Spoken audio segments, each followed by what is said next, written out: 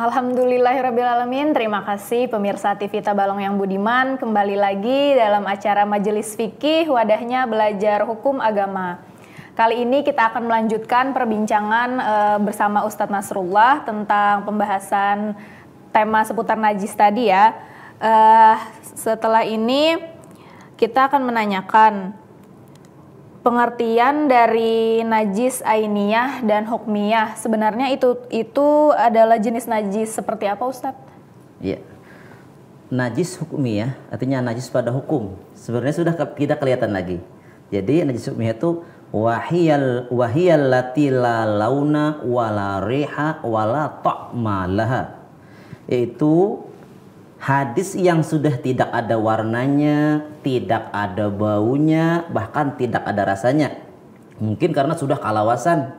Misalnya di tempat itu pernah dikamihi oleh anak-anak. Nah, kada pernah dibasuh. Karena kalawasan sudah, baunya hilang, warnanya hilang juga, rasanya pun kada ada. Nah, itu ngarannya najis hukmiyah, najis pada hukum. Ini mudah cara membersihkannya. Cukup dialirkan air, itu sudah bersih. Ini tentang najis hukmiyah karena bendanya sudah tidak kelihatan lagi. Sedangkan najis ainiyah yaitu wahyal lati laha launun aw rihun aw ta'mun. Yaitu najis yang ada warnanya atau ada baunya atau ada rasanya.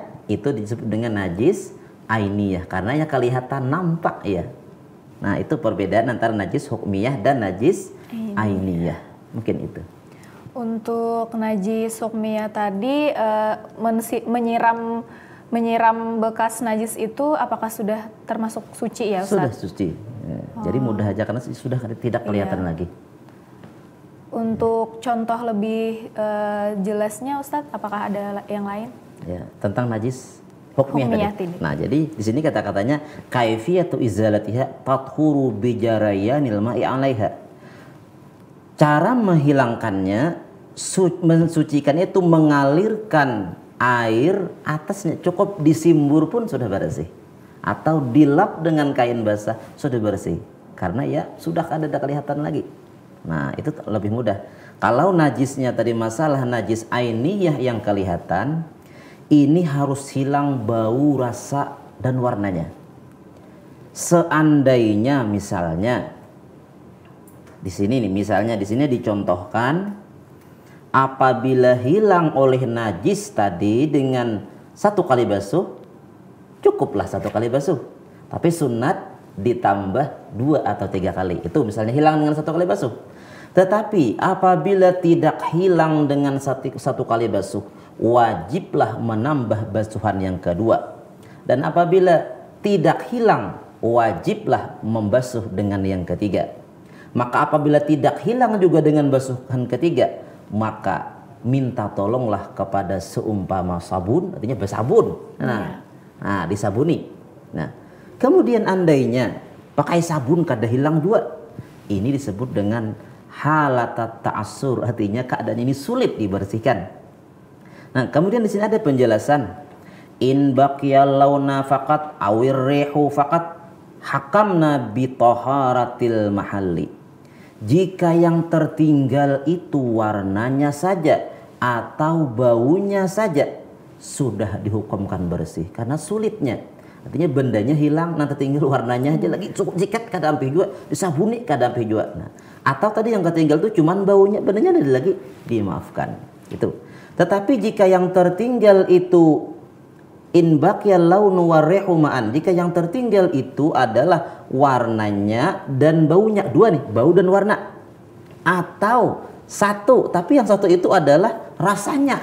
Nah, wajib ziratul ghaslati hatta tazul, maka wajiblah menghilangkannya tadi basuh basa ma'al isti'anati binahwi sabun, artinya disabuni ya lagi. Nah, mun kada kawa juga, nah darurat ngarannya ya lah. Nah, itu membersihkannya. Apa nih Ustadz yang dapat membedakan secara bagaimana kita melihat dari jenis atau contoh najis kedua jenis najis ini? Ya, jadi gini aja. Kalau najis jadi kelihatan, itu ainiyah. Kalau tidak kelihatan lagi, hukmiyah. Itu. seperti itu ya Ustaz. Nggih. Untuk cara membersihkan atau mensucikan dari najis-najis tersebut kan pasti ada masing-masing caranya ya Ustadz ya, bisa yang 3 macam tadi. iya bisa tolong dijelaskan bagaimana cara membersihkan atau mensucikan ketiga jenis najis tersebut. Iya.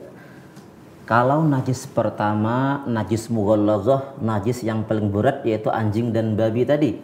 Yaitu caranya pertama dihilangkan najis itu, yang kemudian setelah hilang najisnya dibasuh 3 kali dan salah satunya dengan air yang bercampur tanah. Nah, jadi yang terbaik air bercampur tanah itu dibasuh di awal-awal. Nah, kalau pampihan pas rigat jalan. Nah, kemudian cara mencampur dengan air tanah itu boleh banyu dimasukkan tanah diaduk sehingga ia jadi keruh, boleh. Atau diletakkan di najis tadi tanah, dikubui, boleh. Itu maksud dengan air tanah tadi. Pokoknya 7 kali, salah satunya dengan air tanah. Kemudian untuk najis mutawassithah atau najis pertengahan, yaitu pertama hilangkan dulu najisnya.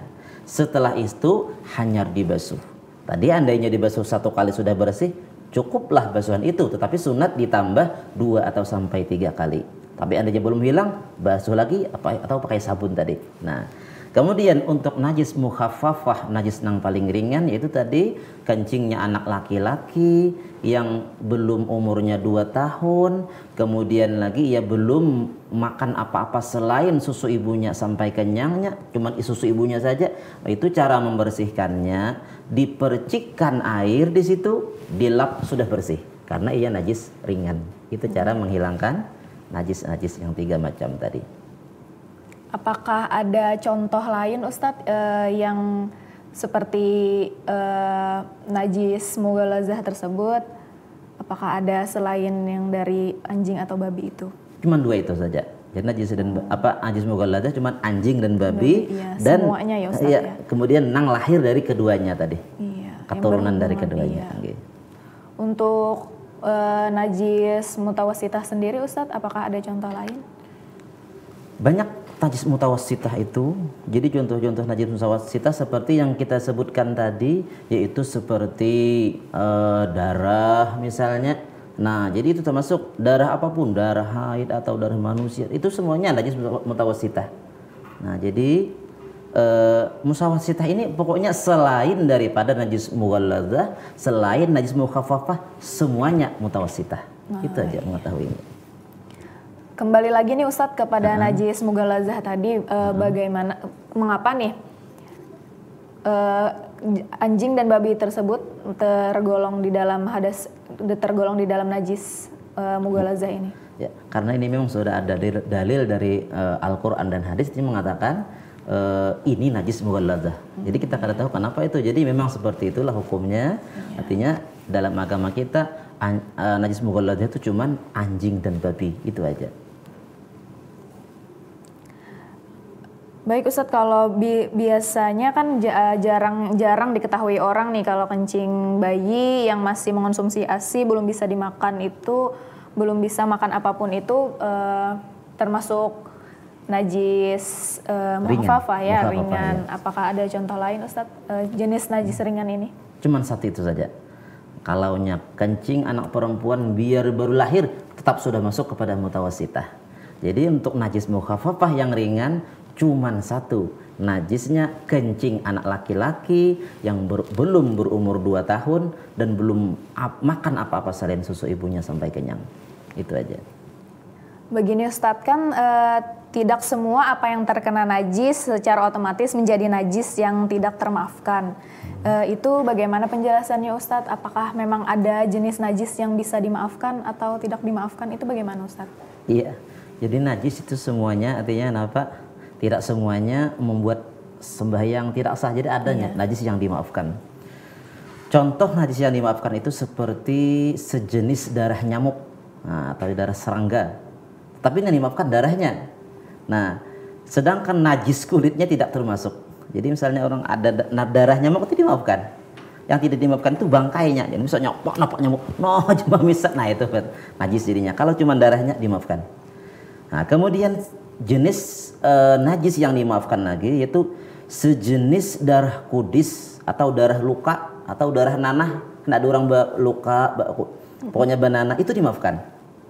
Nah, sekalipun darah nyamuk dan darah kudis itu banyak sekali dan bukan dan bahkan misalnya bersama-sama mengalir dengan keringatnya, dimaafkan. Di darah nyamuk tadi, kemudian darah kudis, nanah dan luka-luka itu dimaafkan, tapi dengan syarat adanya tanpa diusahakan. Nah, tapi letak dimaafkannya pada melakukan sholat, bukan pada terkena air yang sedikit. Artinya karena baju yang sedikit, nah termasuk najis yang misalnya darah nyamuk tadi tetap ia menjadi mutanajis. Itu seperti yang kita bahas dahulu. Kemudian lagi termasuk daripada najis yang dimaafkan yaitu sedikit darah orang lain yang bukan mughalladzah. Darah orang karena kita, nah tapi itu dimaafkan. Termasuk darah orang lain, darah sendiri yang terpisah lalu mengenai dirinya, nah ini dimaafkan. Nah, kemudian lagi dimaafkan sedikit darah sejenis haid dan darah hidung mimisan, dimaafkan sedikit tadi. Kemudian dimaafkan juga sekalian darah-darah yang keluar dari lubang tubuh adalah disamakan dengan darah haid dan darah hidung tadi. Artinya sedikit dimaafkan. Darah yang kalau misalnya ada di awal keluaran darah dimaafkan kalau sedikit. Dan darah yang keluar dari jenis tusuk jarum dan berbekam yang masih tinggal di tempat lukanya itu dimaafkan juga. Nah, kemudian lagi ada catatan lain, salat dihukumi sah bagi orang yang gusinya berdarah sebelum dicuci. Jadi ini sembahyang gusinya berdarah selagi tidak menelan ludah dalam salatnya. Sebab darah gusi itu diampuni atau dimaafkan adanya. Dalam arti bila tercampur dengan ludah sendiri. Nah, kemudian termasuk juga najis yang dimaafkan yaitu bekas najis sesudah beristinja dengan batu. Nah, jadi kan biasanya pakai batu aja nih. Arannya pakai batu, beristinja itu kan bersuci. Orang yang di kabun misalnya banyu kadada pakai batu, pakai batu. Tentunya kada sebersih lawan banyu, iyalah. Iya. Nah, tetapi karenanya sudah pakai batu tadi dimaafkan bekas itu tadi. Nah, mungkin itu sedikit tentang najis yang dimaafkan. Kemudian nanti ada juga termasuk dimaafkan najis itu yang banyak atau sulit dihindari. Seperti misalnya rumah ini misalnya rumah bahari banyak di situ tahi kalalawar. Nah, sulit untuk menghindari najis tadi. Kemudian tajajak sidin dimaafkan karena sulitnya tadi. Iya, sulit itu dihukumkan namanya umumul balwa. Atau termasuk lagi nanti termasuk daripada bangkai atau najis ini termasuk daripada bangkai bulu binatang yang tidak boleh dimakan seperti bulu kucing. Nah, tapi bulu kucing ini karena ia tinggal di rumah kita, rancak guring di pakaian kita, ada inya nih bulu kucing di pakaian kita. Karena sulitnya menghindari termasuk dimaafkan umumul balwa artinya apa? Jadi dimaafkan karena sulitnya menghindari itu tadi. Mungkin itu jenis yang dimaafkan. Jadi untuk orang yang memiliki luka seperti nanah atau mimisan tadi, jika sedikit itu diperbolehkan dalam sholat ya Ustadz? Boleh, dimaafkan. Okay, dimaafkan. Untuk jenis najis lain Ustadz yang dapat diperbolehkan dalam sholatnya seperti yang ringan apa Ustadz? Jenis kayak masih jenis darah jerawat misalnya kan termasuk darah luka tadi ya lah. Iya. Jadi dimaafkan. Nah. Baik Ustadz, kita jeda dulu sebentar ya Ustadz. Iya. Pemirsa TV Tabalong yang budiman, jangan kemana-mana, tetap dalam acara Majelis Fikih. Kita akan kembali setelah jeda berikut ini.